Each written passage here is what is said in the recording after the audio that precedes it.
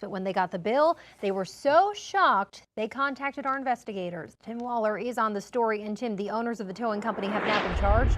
They have, Nigel and Gabrielle, and it's a charge you don't hear about very often. Price gouging, a law that goes into effect when the state is under a state of emergency. That was the case a week ago yesterday when Sally Mataliano and her husband got gouged.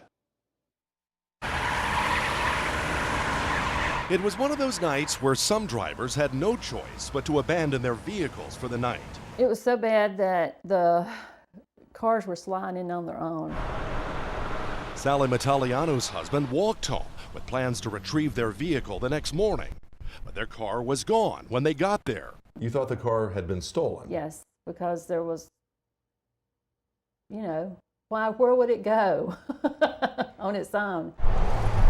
It turns out their car had been towed and impounded by Countywide Towing and Recovery. They were one of many tow truck companies hauling cars off the frozen highway that night, but perhaps the only company to charge $1,167 for a single tow. And I said, what? I said, to tow my car was that much? Mataliano says she didn't ask for a tow, and Travelers Rest Police didn't either. Your officer at the scene never authorized them to take this car back to their business? No. Police Chief Lance Crowe says Countywide Towing was told specifically not to take the car. Our officer said, well, if you could move these cars here to the sides of the road out of the way, then you could get to the car you were sent here to pick up and you could leave. So that was the arrangement they had. We wanted to know what arrangement Countywide Towing thought there was and why they charged so much for a tow. The owners weren't there, but we already knew Ricky Lee West Jr. and his wife Melissa planned to turn themselves in to police on charges of price gouging. You Ricky? You Ricky West? Melissa? Do you think that tow bill was fair? Where are you going? West would only talk to us off camera.